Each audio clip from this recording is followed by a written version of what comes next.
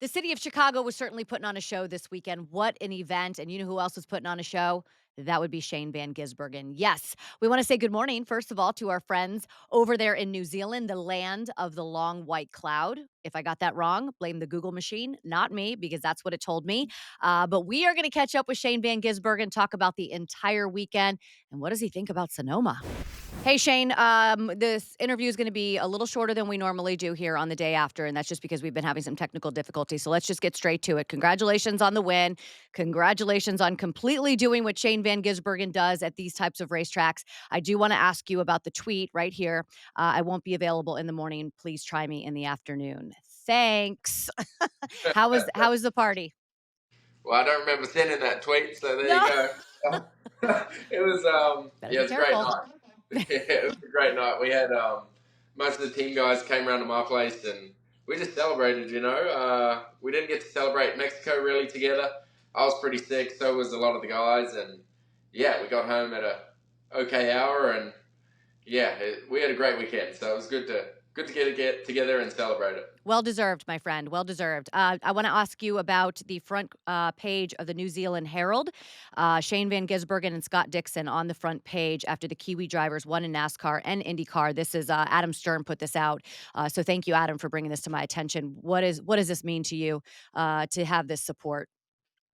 Yeah, it's huge, especially it's kind of hard sometimes New Zealand motorsport to break through, and then especially when you're doing it over here. So amazing to see Scott Dixon get a win too. It's been a little bit tough for him. His teammate's been dominating this year, so I was stoked to read he got a win.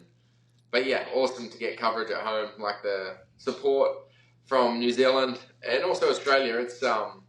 It's pretty overwhelming how much you see people follow us. It's really really cool. I know when we did the last interview, we got tons of views, and we went back and kind of looked at the data, and a lot of it was from your fans in New Zealand. So they're absolutely supporting you from afar. I want to bring up something that Denny Hamlin said on his podcast. I heard him yesterday. He said he does not think that there's been a driver with this much of an advantage on road courses, and he said that because of the car. Back in the day, you could build an advantage into the car, whether that be engine, setup, whatever. Today with this car, it's very similar. So what you're doing in that car is all you. Did you know that if you got a chance to compete in NASCAR, to compete on the road courses, you would be able to do what we're seeing you do right now? Yeah, that's really nice from him. Really cool. Yeah, it's I think just some tracks and styles suit the driver, and like him at Pocono or Martinsville, he's amazing at those two tracks. But yeah, I've grown up with a car that's not the same, but has a lot of similar features and techniques, I guess, to get the speed out of it. So yeah, still use those to my advantage, and I'm really still learning what this car needs, and the team's still catering towards that. So I really feel like we've made some gains on our road course car in the last couple of weeks, and I'm learning what I need from the car, and still there's a lot more room for improvement. So hopefully we get better too.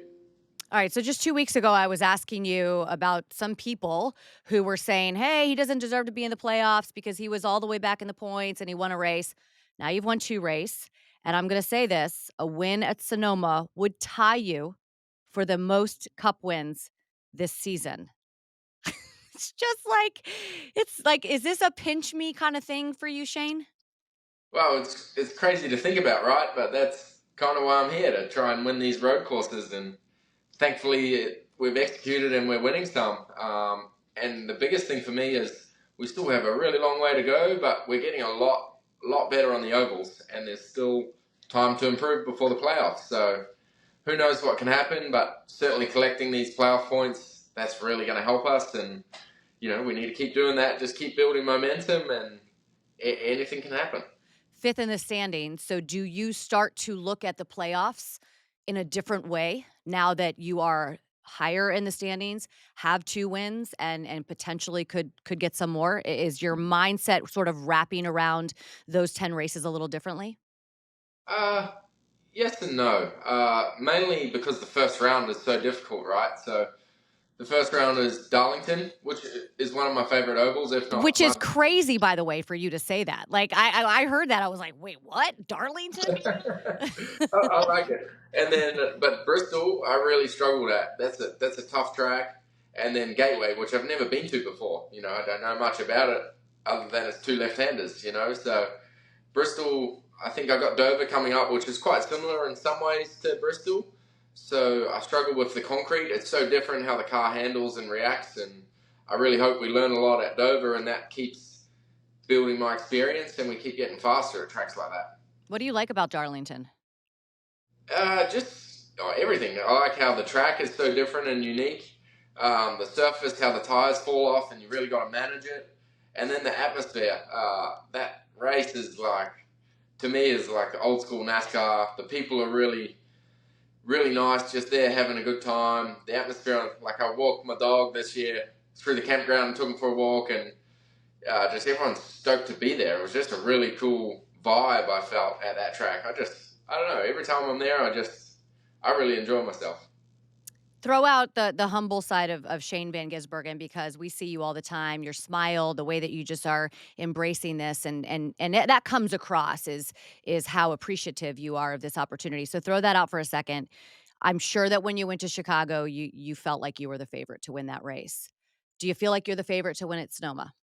Uh, Only because you guys tell me I am, right? But I don't. I feel like we're going to be strong every road course we go to, but this one will be tough. I've never raced there in the Cup car, and everyone has multiple times. That's right. Yeah, I don't know how it races. I don't know what the cars will be like. So, yeah, I'm at a deficit this week, so I don't feel like I'd be the favourite, but yeah, I'm motivated to do well. So how many hours will you spend in the simulator preparing for this racetrack? Uh, I don't know if I'll do too much. I haven't really done much sim lately. We've sort of been struggling with it, and as soon as I stopped doing sim, I started going a lot better. So I don't really know. We'll see how we go. Yeah. Well, don't tell the young kids that, right? Because they love the sim, and but you do have a win at Sonoma. I know you haven't raced there, and so I mean, so don't sell yourself short there, buddy. Yeah, yeah, and I'm doing the Xfinity race again, so I love doing both on the same weekend, and hopefully the cool suit works on Saturday, so I'm not too wrecked after that race. But yeah, I look forward to both races. Well, it could be another weekend of Shane Van Gisbergen. I wore the Chicago shirt just for you. It's my favorite city, and I'm sure besides your hometown and places in New Zealand, it has quickly become one of your favorite cities as well. Again, I say it every time I talk to you. You're awesome. You're a breath of fresh air. Love watching you race, and look forward to seeing you this weekend, Shane. Thanks a lot. See you You're there. welcome. Have a good day. We may be talking to Shane Van Gisbergen again next Monday on the day after, because he's going to be really good this weekend. All eyes will be on him, maybe even the sweep again. It's always great to catch up with him. I want to thank the city of Chicago, all of its residents. I believe it's like 2.7 million people that live there. This weekend was such a dream. Yes, the weather stayed away, which was great. It was nice and warm. The lake, the skyscrapers, everything where we was set up in Grant Park, fans coming over to me and to us on the set. It was really a dream. I've been very open about my love for the city of Chicago, how much time I've spent there. I ran the Chicago Marathon in 2021.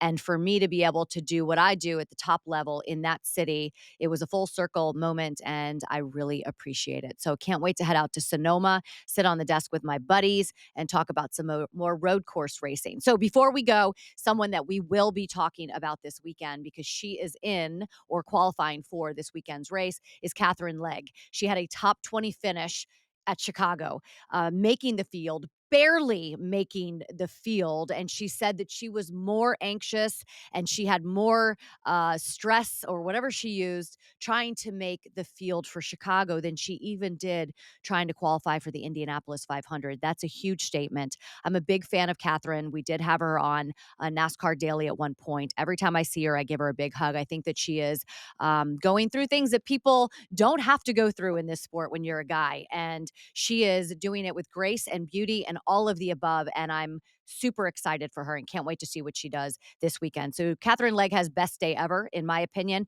The first woman to finish in the top 20 in a cup race since Danica Patrick in Texas, November 2017. So little girls, watch closely because you can do it as well. So we'll see you next week, Monday, I don't know who we're gonna talk to, but we're gonna talk to someone. Actually, we might not do it on Monday because I'm taking a red eye home. We'll have to see if we get them. If we're not here Monday, we'll be here Tuesday like we are every week. Have a great week, everyone.